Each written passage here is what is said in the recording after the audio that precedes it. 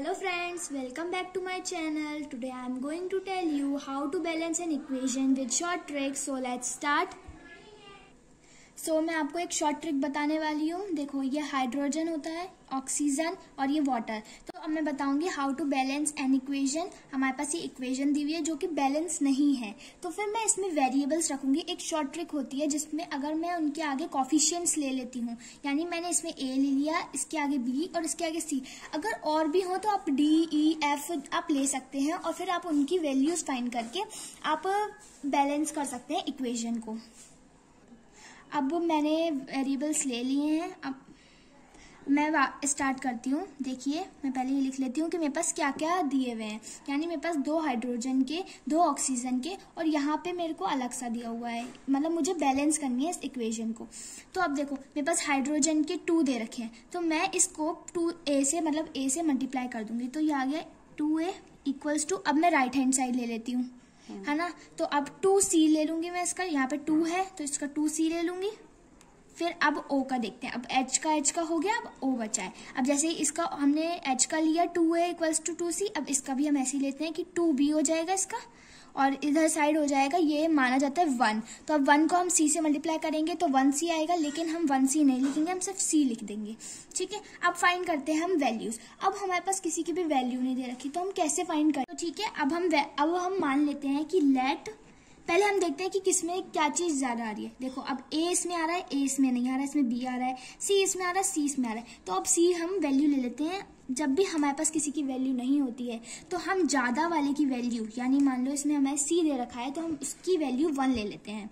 ठीक है. अब 2a इक्वल्स टू, अब 2c यानी c को हम 1 से, c की जगह हम 1 रख देंगे. जब हम मल्टीप्लाई करेंगे तो 2a इक्वल्स टू 2 आ जाएगा. तो अब a इक्वल्स टू 2/2 हो जाएगा और ये 1, यानी a की वैल्यू आ गई 1, c की वैल्यू हमारे पास ऑलरेडी थी, हमने जो लगाई 1. और अब हम फाइंड करते हैं 2b इक्वल्स टू c. अब हमारे पास c की वैल्यू फिर से है, तो 2b इक्वल्स टू 1. अब b इक्वल्स टू, ये 2 इधर जाएगा तो ये आ जाएगा ये. ठीक है, ये आ गई इसकी वैल्यू. अब हम ये इक्वेशन यहाँ पे एज इट इज लिख देते हैं. ये मैंने इक्वेशन लिख ली है. अब मुझे इसे बैलेंस करना है. अब मैं ये a था यहाँ पे, तो मैं a की वैल्यू रख देती हूँ. a की वैल्यू है 1, हमने निकाली थी यहाँ पे तीनों की वैल्यूज. a की वैल्यू 1 है, b की वैल्यू 1/2 है और c की वैल्यू है 1. तो अब मुझे ना ये इक्वेशन तब भी बैलेंस नहीं लग रही है. अब मैं क्या करूंगी कि देखिए, नीचे 2 है ना. अब मैं 2 को अगर ऊपर से यहाँ से मल्टीप्लाई कर दूं तो यहाँ पे आ जाएगा, मेरी बैलेंस हो जाएगी. कैसे, अब मैं बताती हूँ. जब आप 2 को इससे मल्टीप्लाई करोगे तो 2H2O H2 आ जाएगा. ठीक है. अब आप इसको इससे मल्टीप्लाई करोगे, जब आप इस पूरे को इस पूरे से मल्टीप्लाई करोगे तो आपका 2 जो है ना वो इससे कैंसिल आउट हो जाएगा. यानी ऐसे कुछ होगा कि O2, ये O है, ये इससे 2 को मल्टीप्लाई करोगे तो ये 2 से 2 कैंसिल आउट हो जाएगा. तो आपके पास बचेगा सिर्फ O2. 1 माना नहीं जाता तो सिर्फ O2 लिख देंगे हम. और अब यहाँ पे आप इसको जब इससे मल्टीप्लाई करोगे तो 2H2O. तो ये हो गई मेरी इक्वेशन बैलेंस. अगली देखते हैं. तो जैसे हमने पहले वाले में किया कि हमने इसके आगे कॉफिशिएंट्स रख दिए, तो अब इसमें भी हम एज इट इज यही करते हैं. इसमें भी हम कॉफिशिएंट रख देते हैं. अब मैंने आपको ये भी बताया था कि अगर, तो ठीक है, मैंने इसमें a b c, अब इसके आगे मैंने आपको बताया था जब ज्यादा हो तो आप उसके आगे भी वेरिएबल कॉफिशिएंट्स रख सकते हैं. तो मैंने यहाँ पे d भी रख दिया है. अब मैं इसको सॉल्व करती हूँ. देखिए, पहले तो f e है एक हमारे पास, एक o है और एक a l है. ऐसे यहाँ पे f e a l और o है. तो मैं यहाँ लिख लेती हूँ f e a l और o. मुझे इसकी फाइंड करना है कि मैं कैसे इसका वैल्यूज निकालूंगी. ठीक है. अब एफ ई के है, मैंने a लिख दिया तो 2a हो जाएगा एफ ई के. और इसमें क्या हो जाएगा, इसमें मैंने बताया था कि अगर किसी के आगे कुछ लगा नहीं होता है तो वो 1 माना जाता है. तो अब 1c यानी c हो जाएगा सिर्फ. अब o का देखते हैं. अब o की बात है कि यहाँ पे तो यहाँ ये कॉफिशिएंट इसका भी है, o का भी, तो 3a हो जाएगा. 3a equals to o. अब ये भी 3d हो जाएगा. अब AL का यानी एल्यूमिनियम का फाइंड करते हैं हम. यहाँ पे है नहीं कुछ तो 1 मान लेते हैं. ये हो जाएगा B और ये हो जाएगा 2D. ठीक है.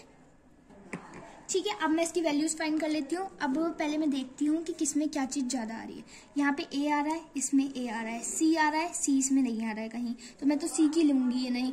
अब D आ रहा है, D आ रहा है. अब मैं A की मान लेती हूँ. ठीक है ना.